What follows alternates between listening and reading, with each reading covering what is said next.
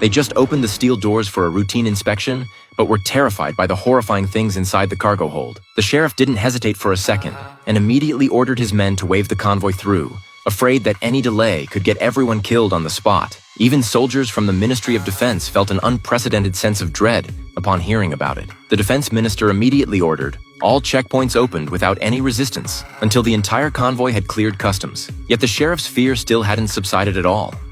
There were no terrifying monsters in those cargo holds. Every item inside was simply stamped with a special seal. That seal belonged to a mysterious organization called Kansar, located in the mountains of northwestern India. The terrain made it easy to defend and hard to attack. Even the previously undefeated British had gained no advantage when they came to conquer it. Kansar was the only territory in all of India that was never occupied. After India gained independence in the 20th century, the king of Kansar built tall and sturdy walls around his domain and assembled one of the most powerful armed forces in the world. To avoid invasion, Indian politicians were forced to sign a series of unequal treaties with Kansar. Indian law did not apply within Kansar, yet every rule Kansar set applied throughout India. This allowed Kansar's lords to freely operate gambling, drugs, and other businesses anywhere in India without any legal consequences. On top of that, India was required to hand over 80% of its annual GDP to the king of Kansar. But today, someone had dared to rob this fearsome organization. The moment the convoy passed through the final checkpoint,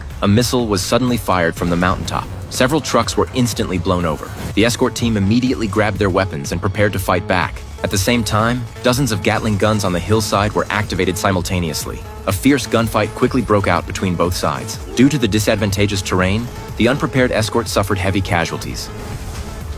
Then a pickup truck came charging into the crowd. The team members quickly turned their guns toward the vehicle. A man stepped out, and using only an M4 assault rifle, he drove the gunman back one after another. His close combat skills were equally formidable. The knife in his hand cut through the fighters as if they were nothing, leaving them powerless to fight back. On the verge of defeat, the escort captain quickly grabbed a sniper rifle and prepared to ambush the man. But when he looked through the scope and saw the tattoo on the man's arm, he was so frightened that he dropped his weapon on the spot. The surveillance cameras on the trucks had been transmitting the scene back to Kansar. Once the lords got a clear look at the man's face, they were all shaken. The man's name was Jimmy, once Kansar's undefeated war god, and the very person who had created that special seal. Tired of the constant fighting and killing, he had left Kansar with his mother 7 years ago and settled into a peaceful life. But the prince, in order to find him, had ordered his girlfriend kidnapped and treated her like cargo, stamping her with that same seal. That was the reason Jimmy went on a killing spree. However, he quickly forgave the prince, as the two had grown up together as friends. Years ago, a lord had set his eyes on Jimmy's mother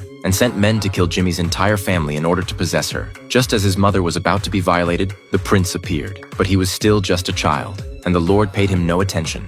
To save Jimmy's mother, the prince, without hesitation, removed the largest bracelet on his wrist and threw it to the lord. Receiving a bracelet signified receiving a piece of territory. The lord was overjoyed. This territory was larger than all his other lands combined. He took it and left with his men, and that was how the mother and son were saved. Now, with the king away on business, several factions within Kansar were preparing to rebel. To win the fight, they had even brought in elite forces from various countries. But the prince had angered the king deeply by giving away the bracelet without permission back then. Losing the bracelet meant losing all the businesses, resources, and everything else tied to that territory. So the king stopped relying on the prince, leaving him with no real power for 20 years. He had no army at his disposal whatsoever, only a few brothers who had gone through life and death together with him, and Jimmy was one of them. With the conflict drawing closer, the prince had no choice but to use this dishonorable method to force Jimmy to show himself. He never had any intention of harming Jimmy's girlfriend. In the end, after the prince's repeated requests, Jimmy agreed to return and take part in the fight.